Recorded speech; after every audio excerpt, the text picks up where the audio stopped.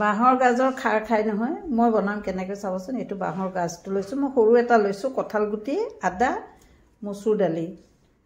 মই কেনেকৈ বনাওঁ প্ৰচেছটো দেখাই আছোঁ। গাজটো চাফা কৰি আপুনি যিমান পাৰে পাতলকৈ কাটিব। এই দেখিছেনে কিমান পাতলকৈ কাটিছোঁ, এনেকৈ কাটিব পাতলা কৰি যিমান পাৰে। মোৰ গাজকেইটা বহুত সৰু আছিলে, একেবাৰে পাতলাকৈ কাটিব। সোৱাদ তেতিয়াহে হ'ব।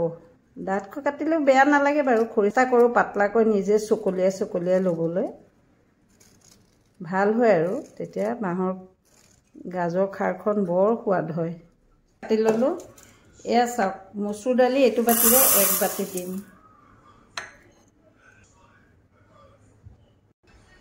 অকণমান সৰিয়হৰ তেল দিব। সকলোৱে অকণ বেলেগকৈ বনায়, ময়ো অকণমান আজি বেলেগকৈ বনাই দেখাওঁ। নহৰুকেইটা ফুটাৰ লগে লগে আপুনি এই বাঁহৰ গাজখিনি ঢালি দিয়ক।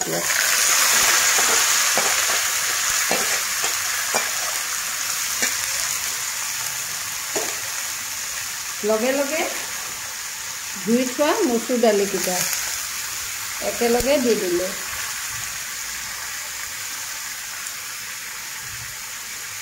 ইয়াতে মই সোৱাদ হোৱাৰ জোখৰ নিমখ দিম, কিন্তু অলপ কমাই দিছোঁ নিমখ, খাৰত যিহেতু নিমখ থাকেই।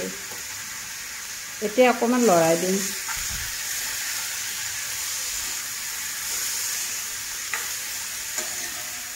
কেতিয়াবা এনেকৈও বনাই খাই চাব লাগে কিমান সোৱাদ হয়।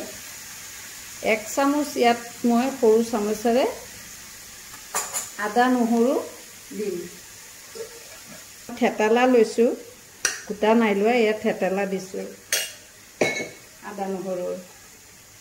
এইখিনি অকণ লৰাইছোঁ। আমি খাৰত হালধি নিদিওঁ দেই।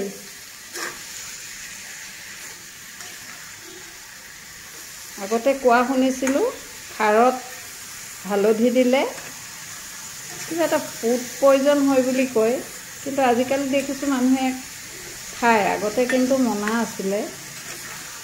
মাহঁতে কেতিয়াও হালধি দিয়া দেখা নাই, আইতাহঁতক হালধি দিয়া দেখা নাই। এতিয়া ইয়াতে মই খাৰ দিম, কঁঠাল গুটিও দিম অকণমান। খাৰ দিয়াৰ পিছত এয়া কঁঠাল গুটি গুচাই থৈছোঁ, কঁঠাল গুটি দিম। এয়া মই ঘৰত বনোৱা খাৰ 1 চামুচ দিছোঁ। কলৰ বাকলিৰ পৰা পুৰি যিটো বনাওঁ সেইটো খাৰ। এয়া ধুনীয়াকৈ মজি যাব। ইয়াতে কঁঠাল গুটিকেইটা দিওঁতেই সিজিব, কাৰণ কেতিয়াবা কঁঠাল গুটি অলপ টাইম লাগে সিজোতে, কেতিয়াবা আকৌ সোনকালেই হৈ যায়। মই লগতেই দি দিছোঁ কঁঠাল গুটিকেইটা সিজিবৰ কাৰণে। এতিয়া অলপ দেৰি কাৰণে ঢাকনাখন মাৰি দিম। এবাৰ লৰাই দিওঁ। শুকাই গৈছে ধুনীয়াকৈ। এতিয়া ইয়াতে মই গৰম পানী দিম। উতলা পানী দিছোঁ। খাৰ টেঙা এইবিলাকত সদায় গৰম পানী দিব লাগে। আছে গৰম পানী দিয়াৰ কাৰণে লগে লগে উতলিছে, বেছি সময় নালাগিব সিজোতে। কঁঠালৰ গুটি বাকলি গুচাই দিব, বাকলি গুচাই নিদিলে এইটো ৰং হ'ব, অলপ ৰংটো ক'লা নিচিনা হ'ব। এতিয়া সিজিবৰ কাৰণে এইখন ঢাকনা লগাই দিছোঁ। 10 মিনিটমান সময় কম জুইত সিজিব লাগিব। এতিয়া মই খুলি চাওঁচোন দেই। 10 মিনিট পিছত আকৌ পানী দিয়াৰ এয়া উতলি আছে। এয়া খুব ধুনীয়া হৈছে, একদম সিজি গলি গৈছে। আপুনি যদি এনেকৈ ডাঠকৈ খায় এনেকৈ খাব পাৰে। বোলে মই অকণমান আৰু পনীয়াকৈ খাওঁ তেতিয়াও খাব পাৰে। কঁঠাল গুটি পূৰা সিজি গৈছে, ধুনীয়া হৈছে দেখিছেনে? এনেকুৱা হ'ব। মোৰ বেটাকেইটাই আৰু মই অকণমান পনীয়া ভাল পাওঁ, সেইকাৰণে মই ইয়াতে আৰু অলপ পানী দি দিছোঁ।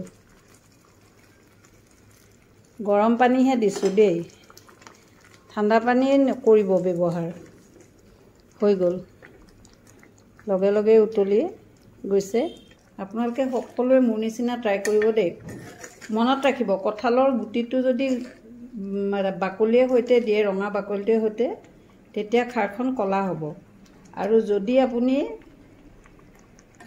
বা ওপৰৰ ৰঙচুৱা গুটিটো বাকলিটো গুচাই দিয়ে তেতিয়া বগা হ'ব। মই আকৌ দেখিবলৈ বৰ বেয়া পাওঁ সেইটো হ'লে, সেইকাৰণে মই সদায় এনেকৈ ৰঙাকৈয়ে দি দিওঁ। এয়া দেখিছে ইমান ধুনীয়া খাৰকত